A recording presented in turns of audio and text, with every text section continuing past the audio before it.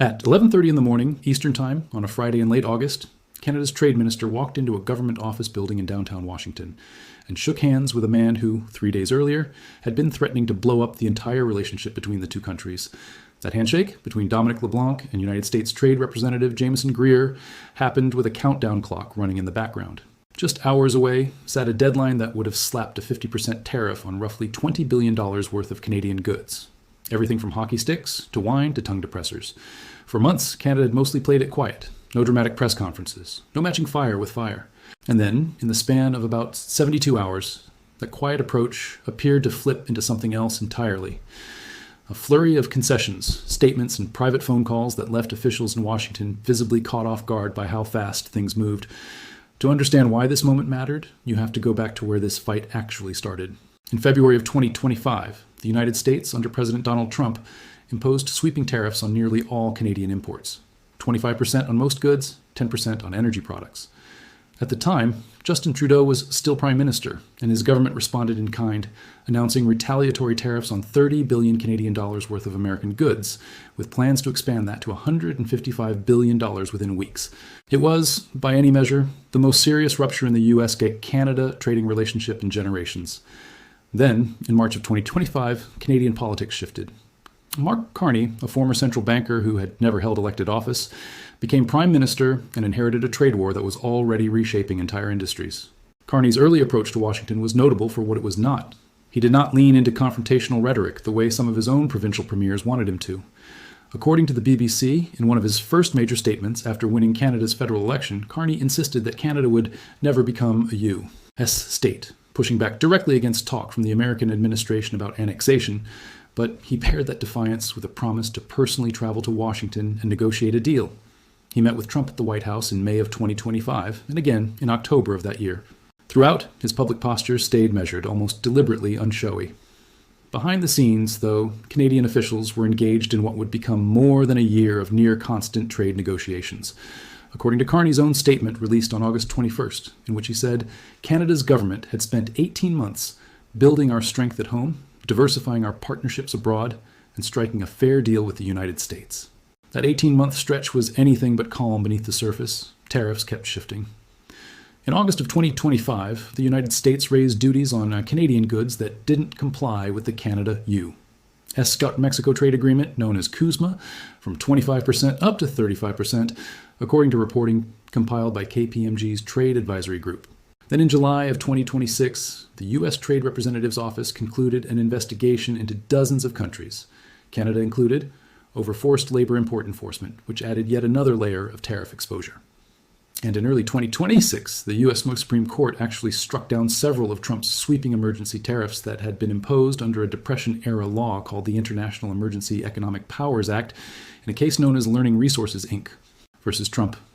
That ruling forced the administration to pivot to a different, narrower 10% global tariff, one that largely exempted CUSMA-compliant Canadian and Mexican goods.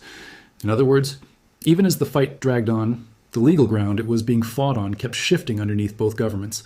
Then came July 20th, 2026, a date that, according to trade tracking service Tariff Stool, marked what the industry started calling the nuclear option.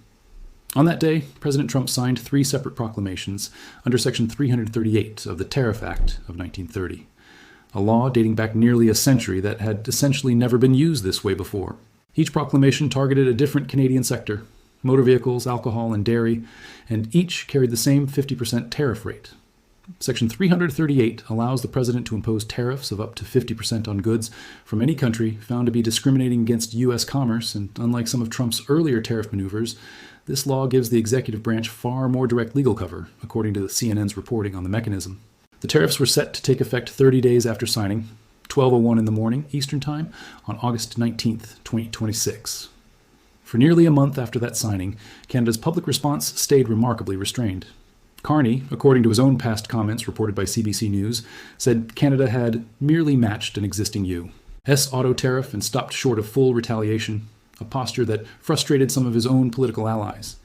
Ontario Premier Doug Ford was among the provincial leaders publicly pushing for a harder response, arguing Canada needed to hit back rather than wait things out. That internal pressure, a prime minister holding the line on restraint while premiers agitated for a fight, became one of the quieter storylines of the summer. It's part of why, when Carney's posture did shift in the final week of August, it registered as such a sharp turn. By early August, with the Section 338 deadline approaching, Carney began signaling where his limits were.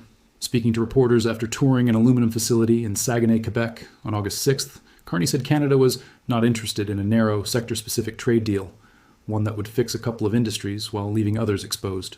According to the Globe and Mail's Washington correspondent, Carney told reporters in French, "We're not interested in a very targeted deal without connections to other sectors," before adding in English that Canada wanted a more comprehensive deal, a more global deal. He wanted a package that covered autos, steel, aluminum, and forest products together, all of which remained under punishing U.S. tariffs. At that same event, Carney described Canada's negotiating posture as the time to get tougher, suggesting that if no progress emerged before the deadline, Canada would escalate rather than fold. Around the same period, U.S. Trade Representative Jameson Greer appeared before a Senate Finance Committee hearing and made his own case for why Washington was pushing so hard. According to CBC's coverage of the hearing, Greer described the United States' overall trade deficit, which reportedly hit $1.2 trillion in 2025, as a national emergency. That framing mattered because it gave the American side political cover to keep tariffs high even as businesses on both sides of the border absorbed the costs. Carney, for his part, said in an interview that Canada's tone with Washington was already quite firm, even while insisting negotiations remained constructive, a careful balancing act between projecting strength domestically and keeping the actual talks from collapsing. Then the calendar caught up with both governments. As the August 19th deadline closed in, negotiating teams from Canada and the United States were locked in what the Globe and Mail described as a month of frenetic negotiations. The core sticking points were specific. How much would the U.S. actually lower its auto tariffs, and what would Canada have to give up on alcohol, dairy, and government procurement rules in exchange? Sources described to Bloomberg News, speaking on condition of anonymity because they weren't authorized to discuss the closed-door talks publicly, said the emerging framework would cut U.S. tariffs on Canadian autos from 25% down to 15%, while lowering some steel and aluminum tariffs to 25%, though that number came with a catch, a quota system that would let a set volume of steel move at the lower rate before a much higher 50% tariff kicked back in above that threshold. According to a source who spoke to the Globe and Mail, that quota was reported at roughly 4 million tons of steel per year. Then, hours before the deadline actually hit, Trump moved. Late on Tuesday, August 18th, he posted on his platform Truth Social that he was pausing the 50% tariffs for 3 days, pushing the new deadline to the end of the day on Friday, August 21st, citing what he called a deal with Canada, subject to finalization of documents. Standing on the White House lawn the next morning, Trump told reporters, "We've come to a deal with Canada," touting conversations he'd had with Carney the night before. He added, somewhat vaguely, "We're going to give something and we're doing certain things," without laying out specifics. Carney's public response to that announcement was notably more careful than Trump's. In a statement released the same night, Carney said, "Substantial progress has been made, although there is important work still to be done," a sentence that read, to close observers of Canadian politics, as classic Carney restraint, even in a moment that could have called for a victory lap. According to CNN's coverage, Trade Minister Dominic LeBlanc echoed that caution, telling reporters that efforts remain ongoing and posting on social media that both sides were working collaboratively towards a finalized agreement.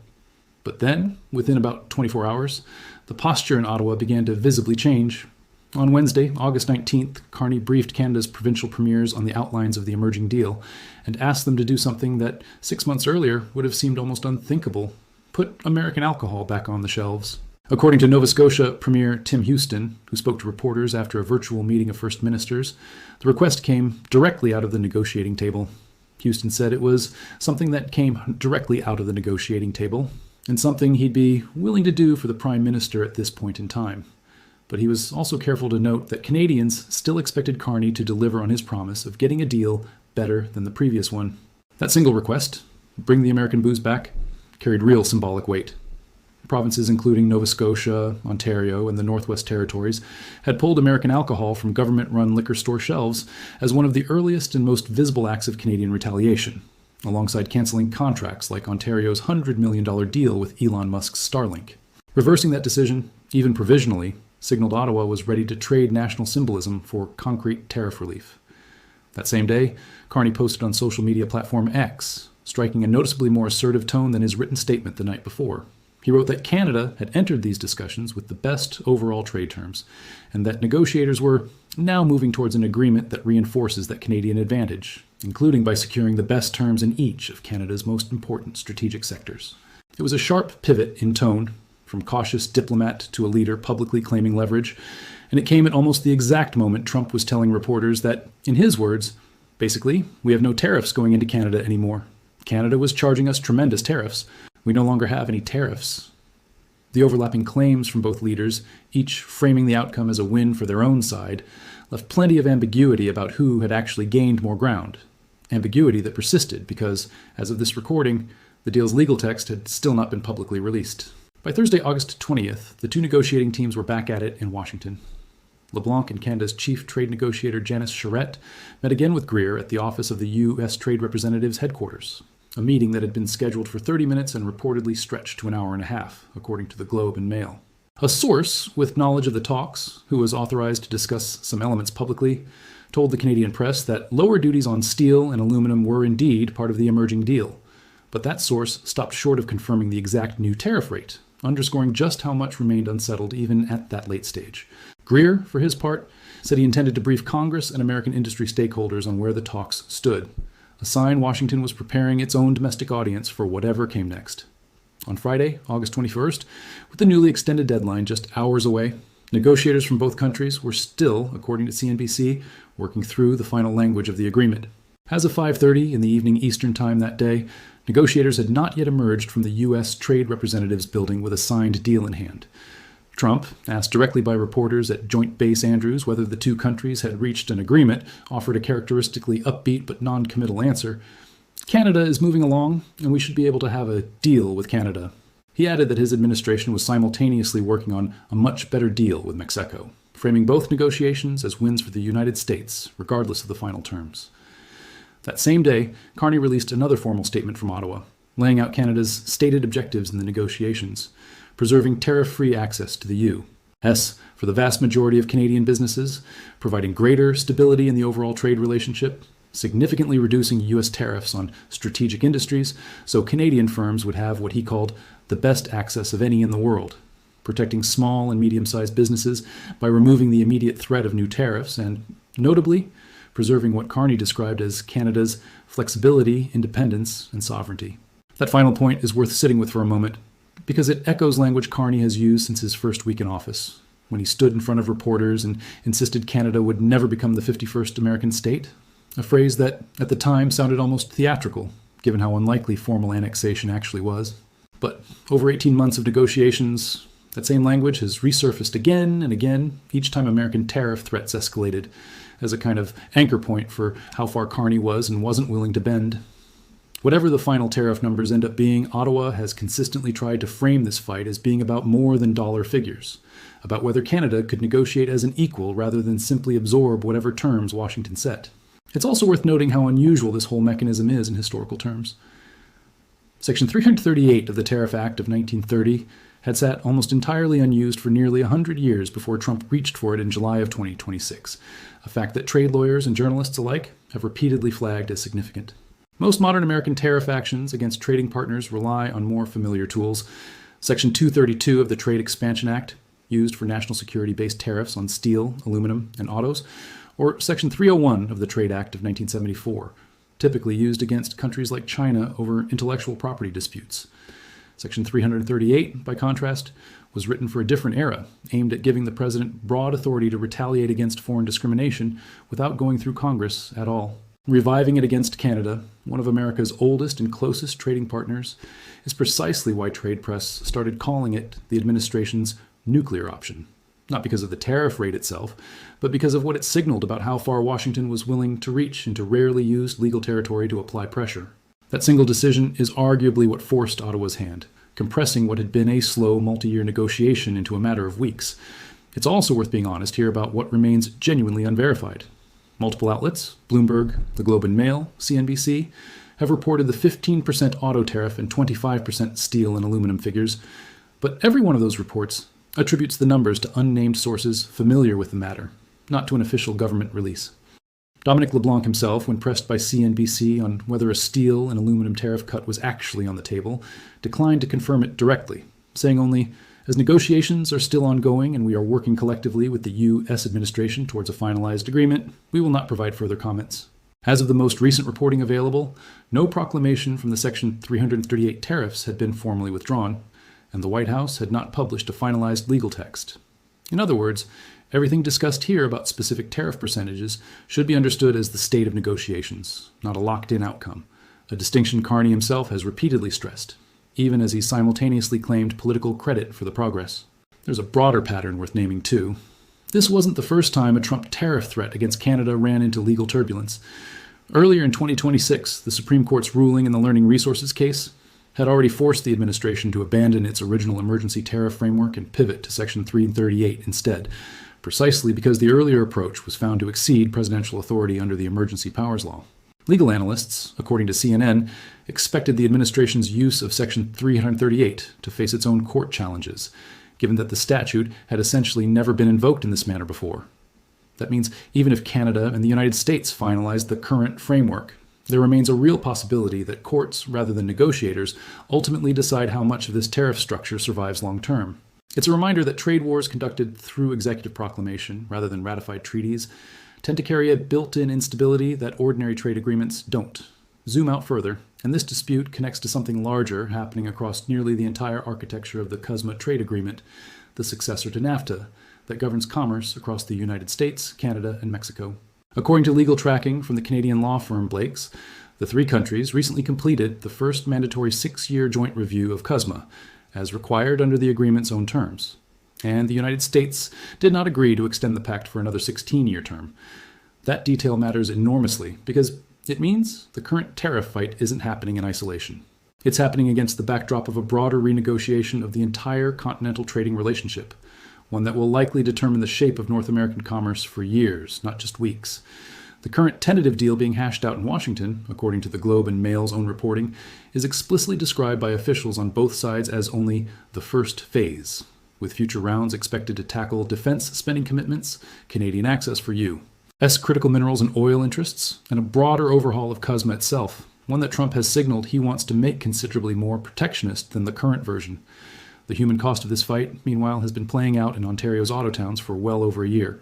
Back in May of 2025, Flavio Volpe, president of the Automotive Parts Manufacturers Association, stood in front of industry leaders at the University of Windsor and told them bluntly to stop staying quiet about the damage. The best thing you can do to save the future of those people and of your clients and of your business is to talk about it, Volpe said, according to CBC News, urging executives to publicly attach their names to stories about potential layoffs rather than treating the subject as taboo. He argued the trade war wasn't just hurting Windsor. It was hurting Detroit, Illinois, Indiana, Ohio, and Texas too, tying Canadian and American job losses together as two sides of the same math problem. That warning proved prescient. By July of 2025, General Motors reported a $1.1 billion US dollar hit tied directly to Trump's tariffs. And by October, the company was cutting production at its Ingersoll, Ontario plant, ending its Bright Drop electric delivery van line there entirely. Ontario's minister responsible for economic development, Ms. Melanie Joly, gave GM 15 days to lay out its next steps for affected workers, saying, according to Global News, Canadian workers deserve clarity and action, not uncertainty. Unifor, the union representing thousands of Canadian auto workers, pushed Ottawa for a formal response group to manage the fallout. By the time this most recent round of negotiations reached its climax in August 2026, the auto sector, the same sector, reportedly landing the biggest tariff cut in the emerging deal, down to 15% from 25%, was also the sector that had absorbed some of the most direct documented economic pain of the entire trade war. That context matters when weighing how big a win a 15% rate actually represents. It's a reduction, not a return to the tariff-free access the industry had before February of 2025. Domestically, Carney faces his own test in selling whatever emerges from Washington to Canadians. He spent part of the final negotiating week vacationing in Italy, a detail the Globe and Mail flagged as an open question mark over how directly involved he remained during the most sensitive final days of talks. And even among his own political allies, cracks have shown. Some provincial premiers, according to Globe and Mail reporting, have openly questioned the wisdom of the alcohol boycott strategy that Carney is now asking them to unwind, a sign that even the retaliatory measures Canada did take weren't universally popular within the country's own political class. Pierre Poilievre, the leader of Canada's Conservative opposition and Carney's chief domestic rival, has said he wants to see Carney deliver on his campaign promise of an even better deal than the one that existed before this trade war started, setting a political bar that Carney will be measured against regardless of what technical tariff percentages end up in the final text. For everyday Canadians and Americans, the practical stakes of all this are not abstract. Industries directly targeted by the Section 338 tariffs, automakers, dairy producers, alcohol distributors, and a long list of manufacturers whose products range from electronics to building materials to apparel, had been bracing for a 50% cost shock that would have rippled through cross-border supply chains built over decades. According to the Canadian Federation of Independent Business, the threatened tariffs would have applied even to goods that fully complied with the CUSMA agreement and carried no expiry date, a detail that alarmed small business owners far more than earlier temporary tariff actions had. Provinces had already begun setting aside contingency funds. Nova Scotia budgeted $200 million specifically to help offset tariff damage, a sign of just how seriously Canadian governments at every level were preparing for the worst-case outcome even while diplomats kept talking. So, where does that leave things as of this recording? A tentative framework exists. Trump and Carney have both publicly claimed the outlines of a deal. Specific numbers, 15% on autos, 25% on steel and aluminum inside a quota system, have been reported by multiple credible outlets, though not officially confirmed by either government. Carney has asked provinces to begin unwinding parts of Canada's retaliation, a request that would have seemed politically impossible just weeks earlier. And yet, as of the most recent reporting, no signed legal document has been made public. The underlying Section 338 proclamations remain technically on the books, and the broader questions about defense spending, critical minerals, and a reworked CUSMA remain entirely unresolved, pushed into a later phase of talks that hasn't formally begun. To be clear about sourcing before we wrap up, the tariff timeline, proclamation details, and Supreme Court ruling referenced here draw from CNN, the CFIB's trade tracking page, the law firm Blake's public timeline, and Wikipedia's compiled record of the trade dispute, cross-checked against contemporaneous news coverage. The specific tariff percentages under discussion, 15% on autos, 25% on steel and aluminum, come from Bloomberg News and the Globe and Mail, both attributing those figures to unnamed sources described as familiar with the negotiations, not to confirmed government statements. Those numbers should be treated as reported, not verified fact, until an official text is released. Direct quotes from Mark Carney, Dominic LeBlanc, Tim Houston, and Donald Trump are drawn from CBC News, CTV News, CNBC, CNN, the Prime Minister of Canada's official statements page, and the Globe and Mail. The trade deficit figure cited by Jameson Greer comes from his own Senate testimony, as reported by CBC. Where sources disagreed or where information remained anonymous and unconfirmed, that uncertainty has been flagged directly rather than smoothed over. What's genuinely still unknown, as of this recording, is whether the tentative framework holds once it's actually written into a formal, signed document. Trade negotiations at this level have collapsed at the finish line before, and whether a Section 338 tariff regime, used this aggressively for the first time in nearly a century, survives the legal challenges analysts expect it to face. Both of those questions will likely take weeks, if not months, to resolve, well past whatever headline comes out of this particular Washington deadline. If you've been following this trade relationship for a while, you'll know how many times a final deal has been announced only to unravel days later or get renegotiated within a matter of weeks. That history is exactly why it's worth treating any single announcement, even one delivered from the White House lawn, with a healthy amount of patience before assuming the story is over. This channel tracks these shifts in real time, breaking down not just what officials say happened, but what the underlying documents, court filings, and named sources actually confirm, which is often a very different picture. If that kind of grounded, sourced analysis of how these negotiations actually play out is useful to you, subscribing means you won't miss the moment this framework either becomes a signed agreement or falls apart under its own weight. Because whichever way it goes, it won't be a quiet story. It's worth pausing on how Carney built the relationship with Trump in the first place, because the trade breakthrough in August didn't happen in a vacuum. After winning Canada's federal election in the spring of 2020, Carney moved quickly to lock in a personal rapport with the American president, announcing, during his first post-election news conference, according to the BBC's live coverage, that he would travel to Washington on May 6th to meet Trump directly, that his new cabinet would be sworn in on May 12th, and that King Charles III and Queen Camilla would visit Canada in late May to formally open the new session of Parliament, a symbolic assertion of Canadian sovereignty at a moment when American rhetoric about annexation was still fresh. That first Oval Office meeting in May set the tone for what became a recurring pattern: formal, high-profile engagement paired with a refusal to publicly concede ground. Carney and Trump met again on the sidelines of the G7 summit in Evian-les-Bains, France, in June of 2025, sharing what was described as a working lunch, and Carney returned to the White House for a second full visit that October. Each of those meetings became a checkpoint in the broader negotiation, a chance to keep the relationship functional even while the underlying tariff dispute kept escalating in the background. That pattern of steady, face-to-face diplomacy is part of why trade officials on both sides kept describing the relationship as constructive, even during periods when the tariff threats sounded anything but. It also helps explain why, when Carney's own government briefed reporters in Washington on August 21st, a senior Canadian official, speaking anonymously because they weren't yet authorized to discuss the deal publicly, told the Associated Press the emerging terms amounted to a very good deal for Canada, specifically citing protections for Canada's dairy sector and the jobs tied to the industries facing the new tariffs. Trump, for his part, told reporters the agreement was very fair to both countries, and predicted it would benefit American farmers and manufacturers specifically, tying his own domestic agricultural base to whatever concessions Canada made on market access.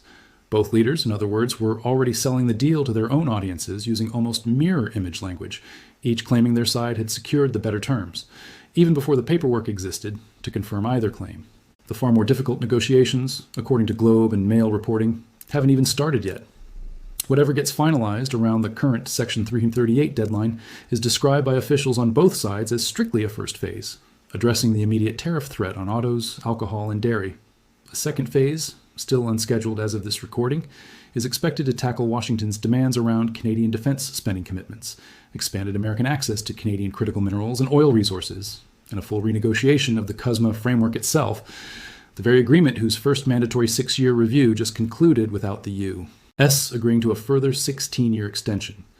Digital trade rules, an area where Canada and the U.S. have clashed before over taxation of American tech companies operating north of the border, are also expected to resurface in that next round. None of that has been resolved. None of it is close to resolved. Which means that whatever headline comes out of this particular August deadline, it's very likely a chapter break in a much longer book, not the ending. There's also the deeper question this whole episode raises, one that goes beyond tariff percentages and quota systems. What does it actually mean for a country the size of Canada to negotiate trade policy with a partner 10 times its economic size, using leverage that's mostly reputational and political rather than raw market power? Carney's strategy, staying quiet for months, absorbing criticism from his own premiers for not retaliating harder and then moving fast and asking for concessions only once he believed the terms were favorable, is a specific theory of how a smaller economy handles a larger, more unpredictable one. Whether that theory proves right will become clear only once the ink, if there ever is any, actually dries on a signed document. For now, both governments are behaving as though the deal is close enough to celebrate, but not close enough to guarantee. And that gap between celebration and confirmation is exactly where the real story still sits. Keeping an eye on how that gap closes, and whether it closes the way either side expects, is precisely the kind of follow-up worth having in your feed, because negotiations at this stage rarely move in a straight line, and the next twist could come from Washington, from Ottawa, or from a courtroom neither side fully controls. It's also worth remembering that silence, in diplomatic terms, rarely means inactivity. For most of 2026, Canada's public posture toward Washington looked passive to a lot of observers, restrained statements, no matching escalation, months of talks that produced no headlines at all. But the 18 months Carney referenced in his own statement suggest that quiet stretch was doing real work behind closed doors, relationship building with U.S. officials, diversifying trade partnerships elsewhere, so Canada wasn't purely dependent on American markets, and preparing the negotiating positions that got deployed only once the Section 338 deadline forced everyone's hand. Whether that patience actually produced a better outcome than a more combative approach would have, the kind Ontario's premier was pushing for, is something that will likely be debated by trade economists and political analysts for years, long after this particular deadline is a footnote. So here's the honest, open question worth sitting with.